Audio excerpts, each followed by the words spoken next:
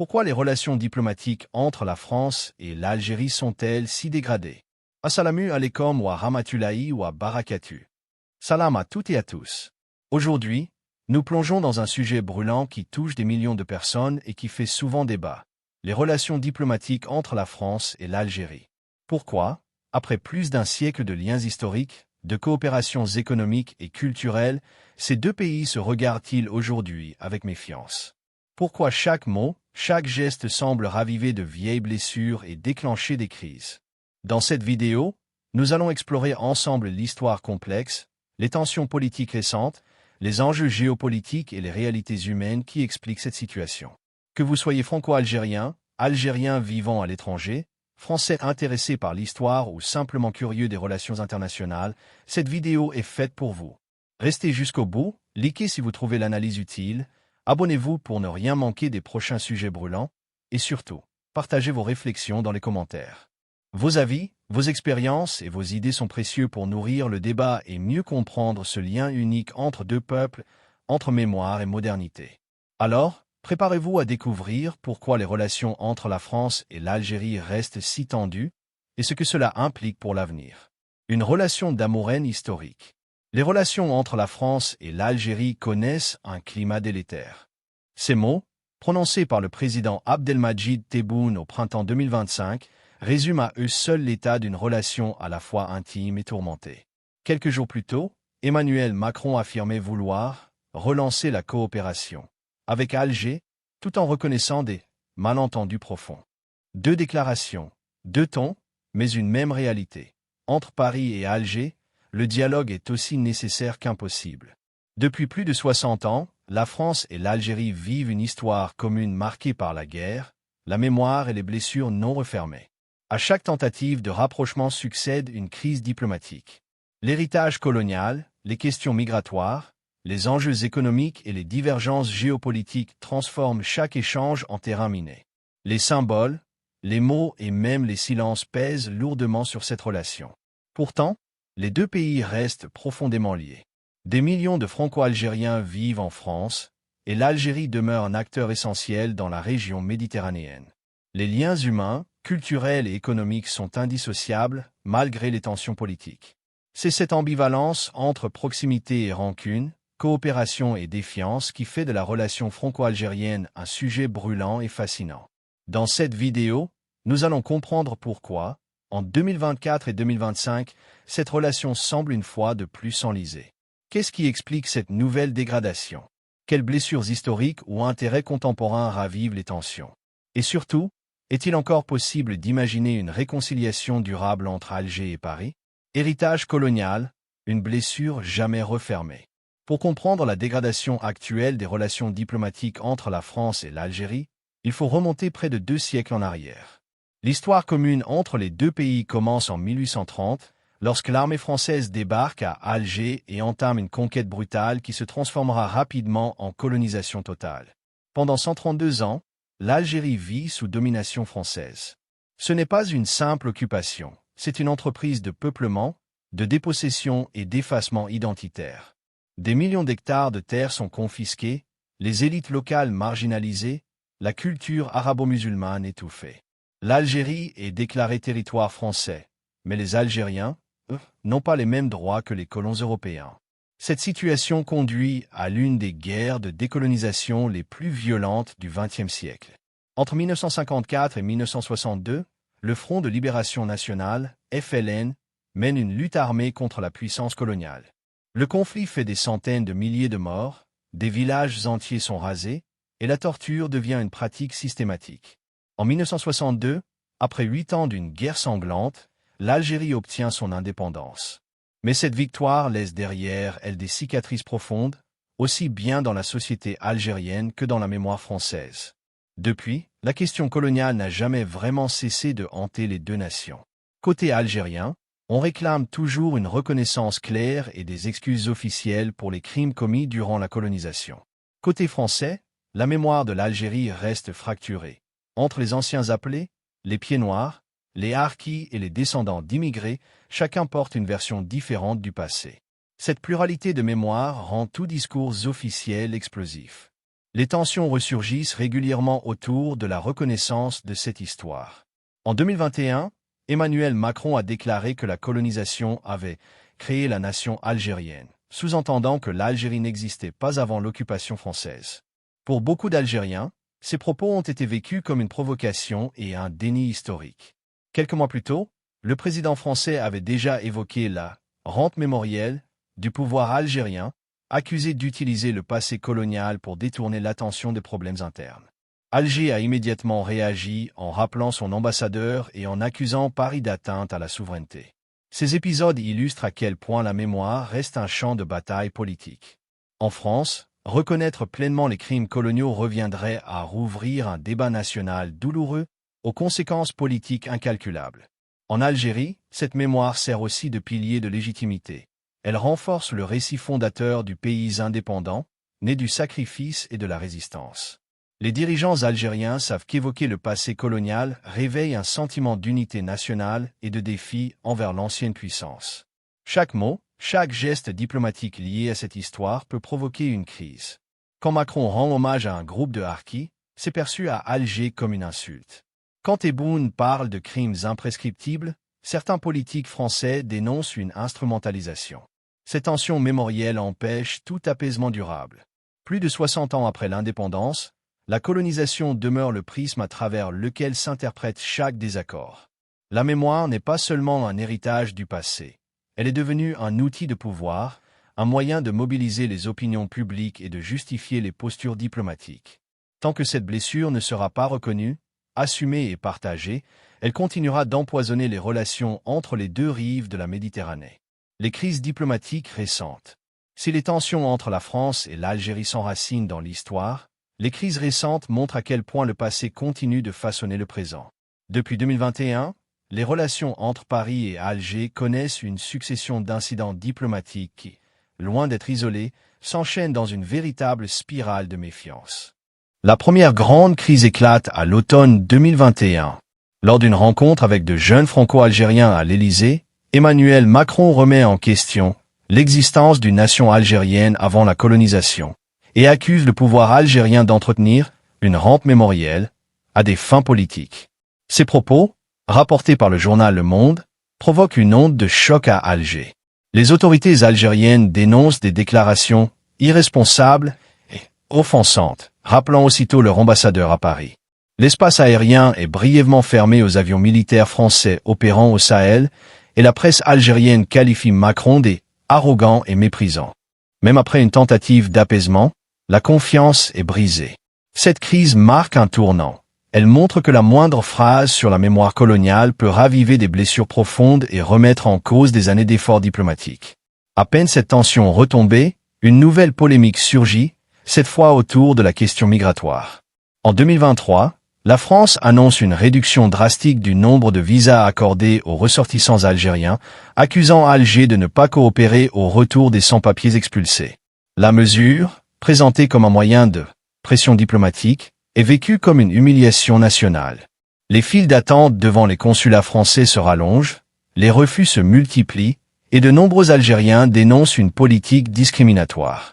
En réponse, le gouvernement algérien limite la délivrance d'autorisations pour les entreprises françaises et suspend certains projets culturels conjoints.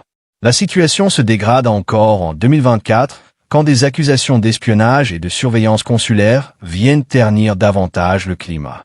Des médias français révèlent l'existence d'un dispositif de contrôle accru des ressortissants algériens résidant en France, notamment via des fichiers administratifs et des mesures de police ciblées.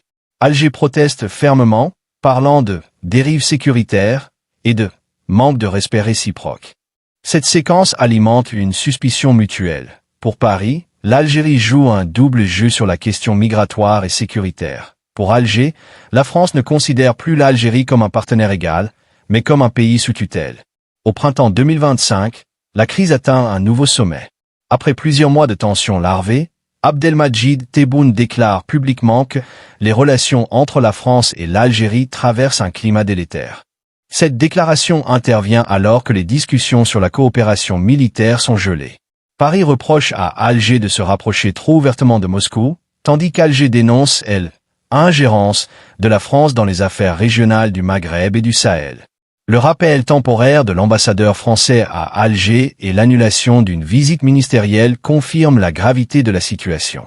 Ces crises successives ne sont pas de simples épisodes diplomatiques. Elles traduisent une méfiance structurelle. Chaque désaccord, qu'il soit lié à la mémoire, à la migration ou à la sécurité, réactive les réflexes du passé colonial. Les dirigeants des deux pays, soumis à des pressions politiques internes, utilisent parfois ces tensions à des fins nationales. En France, la question algérienne reste un sujet sensible, instrumentalisé dans le débat politique autour de l'immigration ou de l'identité. En Algérie, la critique de la France renforce le discours de souveraineté et la cohésion nationale. Ainsi, au lieu de s'atténuer avec le temps, la distance entre Paris et Alger s'élargit. Chaque tentative de rapprochement est suivie d'un malentendu, chaque geste de confiance d'une réaction de défiance. La diplomatie entre les deux capitales ressemble à un jeu d'équilibre permanent, où le moindre mot peut faire basculer la relation d'un climat d'ouverture à une crise ouverte. Cette spirale de méfiance, alimentée par des blessures anciennes et des intérêts contemporains, explique pourquoi la relation franco-algérienne demeure, plus que jamais, l'une des plus instables de la Méditerranée. Les intérêts stratégiques en jeu. Au-delà de la mémoire et des discours, les tensions entre la France et l'Algérie s'enracinent aussi dans des intérêts stratégiques concrets. Derrière chaque désaccord diplomatique se cache une lutte d'influence politique, énergétique et géopolitique.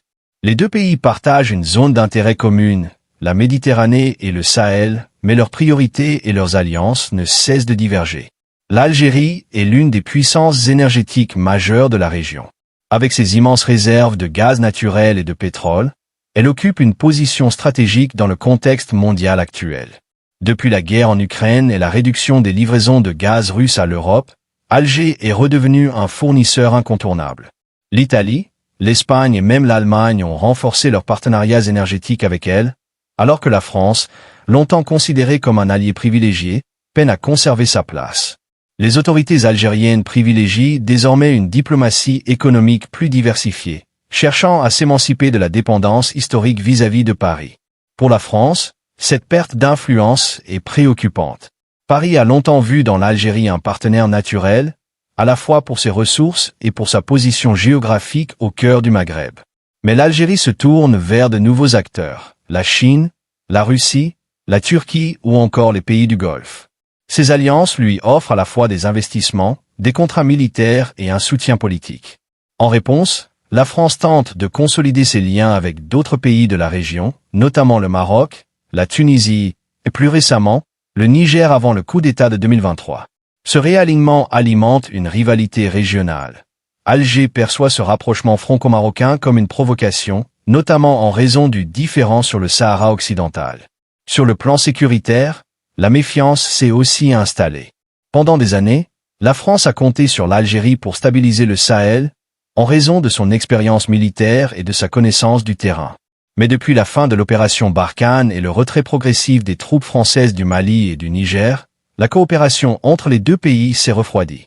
Alger critique la politique française en Afrique, qu'elle considère comme paternaliste et inefficace. Dans le même temps, elle renforce ses liens militaires avec Moscou et Pékin, tout en cherchant à jouer un rôle autonome dans la sécurité régionale. L'Europe et les États-Unis ne restent pas en dehors de ce jeu complexe. L'Union européenne voit dans l'Algérie une alternative au gaz russe, mais elle doit composer avec les exigences politiques d'Alger, qui refuse tout alignement automatique avec les positions occidentales.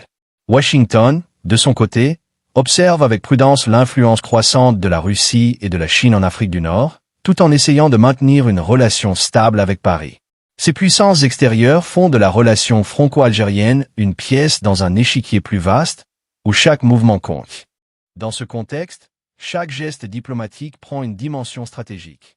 Une invitation officielle, un contrat énergétique, une coopération militaire suspendue, tout devient symbole d'alliance ou de rivalité. L'Algérie veut affirmer son indépendance et sa souveraineté, tandis que la France cherche à préserver son influence historique sans apparaître comme une puissance néocoloniale. Ce fragile équilibre nourrit les malentendus. Les enjeux géopolitiques amplifient ainsi les tensions bilatérales. Ce ne sont plus seulement des différends de mémoire ou de migration, mais des désaccords sur la place de chacun dans le nouvel ordre mondial. L'Algérie se voit comme une puissance régionale en pleine affirmation. la France comme une ancienne puissance coloniale qui refuse de perdre pied dans son ancien précaré. Entre coopération contrainte et compétition ouverte, la relation se transforme en un bras de fer diplomatique où chaque décision, chaque mot, pèse sur l'avenir des deux nations. Migration, diaspora et société civile, le lien humain sous pression. Au cœur des relations franco-algériennes, il y a une dimension humaine que ni la politique ni la diplomatie ne peuvent ignorer, celle de la migration et de la diaspora.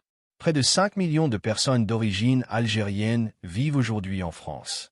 Ce lien humain, né de l'histoire coloniale et de décennies d'échanges économiques et culturels, constitue un pont essentiel entre les deux pays. Mais depuis quelques années, ce pont se fissure. Les tensions diplomatiques et les discours politiques viennent fragiliser une communauté déjà traversée par des contradictions identitaires et sociales. La diaspora algérienne en France est à la fois diverse et profondément enracinée.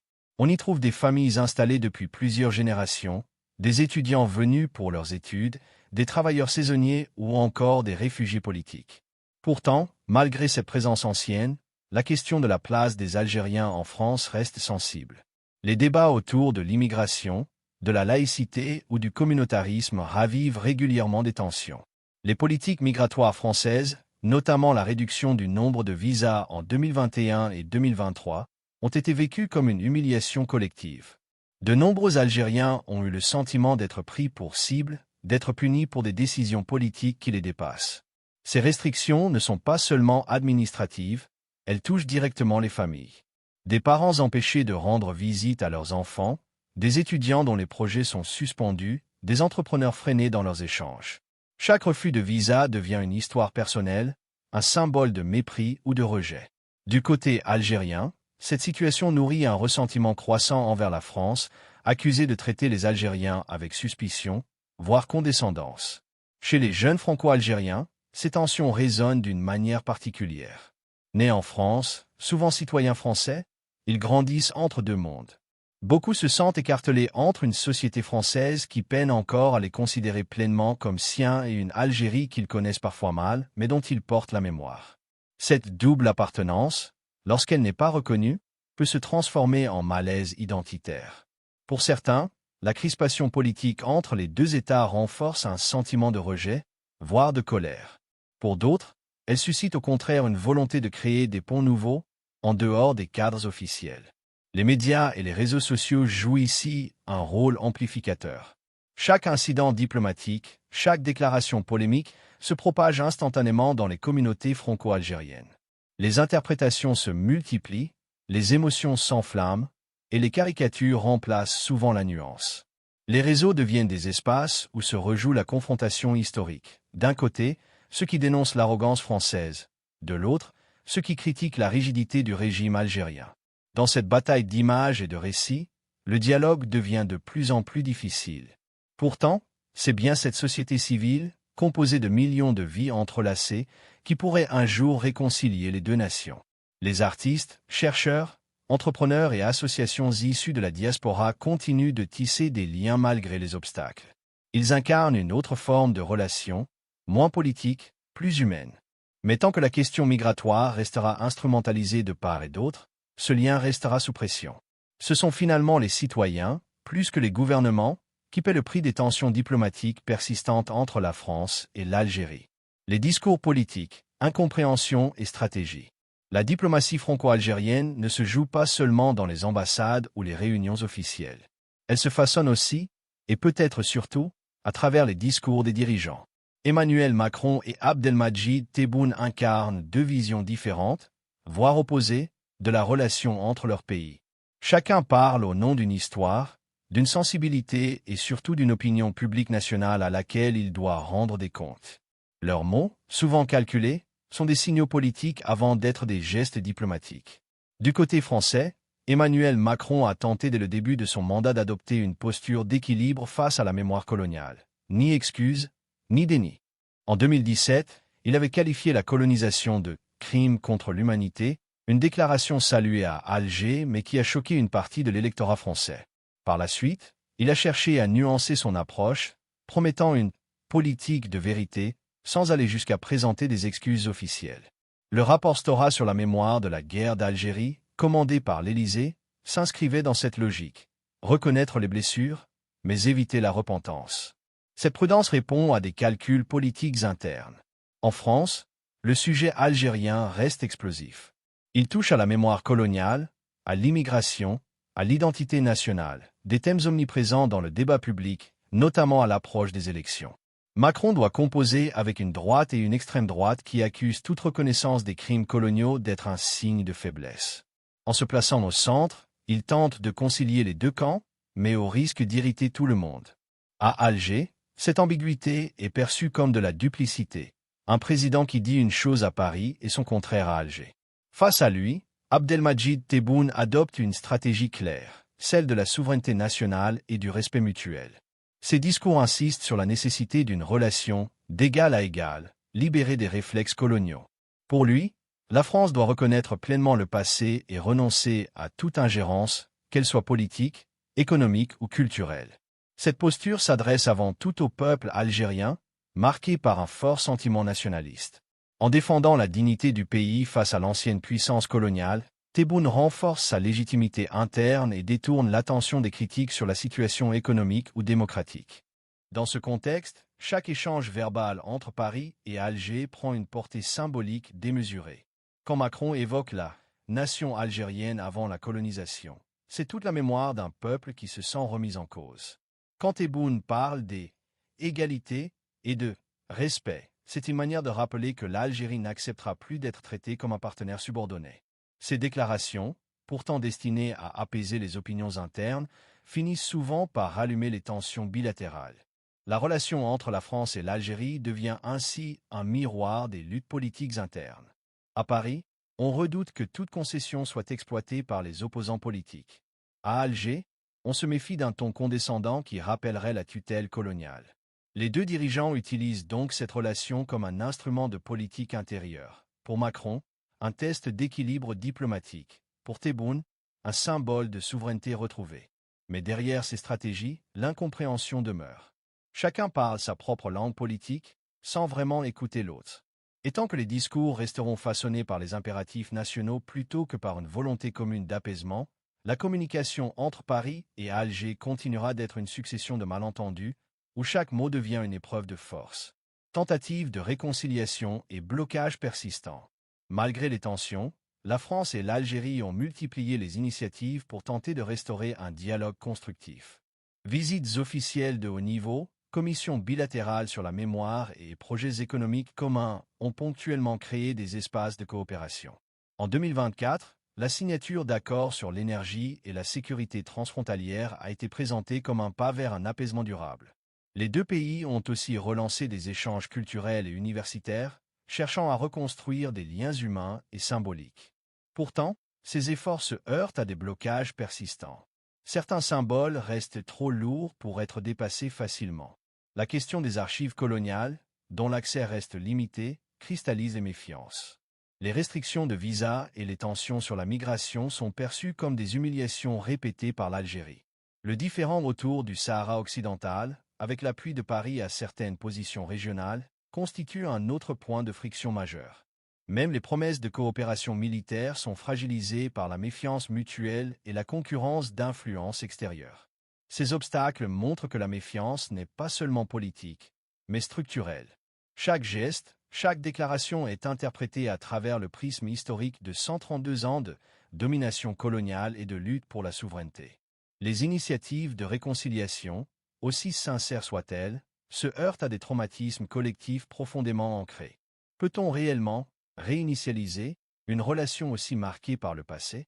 Les accords économiques ou culturels peuvent apaiser certaines tensions, mais la confiance mutuelle exige davantage qu'une coopération ponctuelle. Elle nécessite un dialogue constant, une reconnaissance des blessures historiques et une volonté de respecter l'égalité et la souveraineté de chaque partie. Tant que ces conditions ne seront pas réunies, chaque tentative de réconciliation restera fragile et la relation franco-algérienne continuera d'osciller entre coopération pragmatique et méfiance persistante. Perspective d'avenir, rupture ou réinvention. Face à la complexité des relations franco-algériennes, plusieurs scénarios se dessinent pour l'avenir. Le premier serait une rupture froide, marquée par une défiance persistante et un minimalisme diplomatique. Échanges limités, coopération économique restreinte et tensions régulières sur les questions de mémoire et de politique migratoire. Le second scénario envisage une entente pragmatique, où les deux pays privilégient la coopération sur les dossiers économiques, énergétiques et sécuritaires, tout en laissant de côté les contentieux historiques les plus sensibles.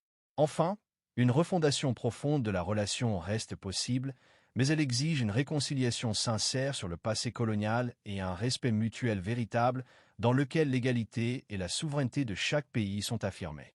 Les jeunes générations jouent un rôle clé dans cette évolution. Franco-algériens et jeunes citoyens des deux pays aspirent à dépasser les rancunes historiques et à construire des liens basés sur le dialogue, l'éducation et la culture. Leur regard moins chargé par le passé peut devenir un moteur pour sortir du rapport de domination qui a longtemps conditionné la relation. La coopération régionale pourrait également redéfinir les équilibres. Face aux enjeux méditerranéens et sahéliens, énergie, migration, sécurité, la France et l'Algérie pourraient trouver un intérêt commun à travailler ensemble, aux côtés d'autres partenaires européens et africains. Ces interactions pragmatiques pourraient servir de socle à une relation renouvelée, moins émotionnelle et plus stratégique. Pour avancer, cependant, il faudra cesser de se regarder dans le rétroviseur. Les blessures du passé continueront de peser si elles restent au centre du débat. Mais si Paris et Alger parviennent à dépasser la mémoire pour construire une relation d'égal à égal, basée sur la confiance et l'intérêt commun, il est possible d'imaginer un futur où coopération et respect mutuel l'emportent sur la défiance historique. La relation entre la France et l'Algérie est complexe, façonnée par plus d'un siècle de colonisation, la guerre d'indépendance et les blessures mémorielles qui en ont découlé. À cela s'ajoutent des enjeux politiques contemporains, où chaque déclaration et chaque geste sont calibrés pour l'opinion publique nationale, ainsi que des intérêts stratégiques et économiques qui alimentent la rivalité et la méfiance. Les crises diplomatiques récentes, les tensions autour des visas, de la coopération militaire et des archives historiques illustrent à quel point cette relation reste fragile et sensible. Pourtant, malgré les obstacles, des pistes de réconciliation existent: coopération économique, échanges culturels, dialogue entre sociétés civiles et diaspora. L'avenir dépendra de la capacité des deux pays à dépasser les rancunes historiques et à construire une relation basée sur l'égalité, le respect mutuel et l'intérêt commun. Pensez-vous que la France et l'Algérie pourront un jour avoir une relation vraiment apaisée? En résumé, les relations entre la France et l'Algérie sont le reflet d'un passé chargé, d'intérêts stratégiques et de défis contemporains. La mémoire de la colonisation, les crises diplomatiques récentes, les enjeux énergétiques et géopolitiques, ainsi que les liens humains complexes avec la diaspora, continuent de façonner une relation à la fois fragile et essentielle. Chaque déclaration, chaque décision, chaque geste est scruté, analysé et souvent interprété à travers le prisme de l'histoire et de la souveraineté nationale. Mais malgré ces tensions, il existe toujours des pistes pour bâtir un futur plus apaisé: dialogue sincère, coopération économique et culturelle, ouverture vers les jeunes générations et compréhension mutuelle. L'avenir dépendra de notre capacité à dépasser les rancunes historiques et à transformer ces défis en opportunités pour créer une relation basée sur l'égalité, le respect et la confiance. Alors, qu'en pensez-vous? Croyez-vous que la France et l'Algérie pourront un jour construire une relation réellement apaisée et constructive? Partagez vos réflexions dans les commentaires, likez si vous avez trouvé cette vidéo éclairante et abonnez-vous pour ne rien manquer des prochaines analyses. Wa alaikum assalam wa rahmatullahi wa barakatuh.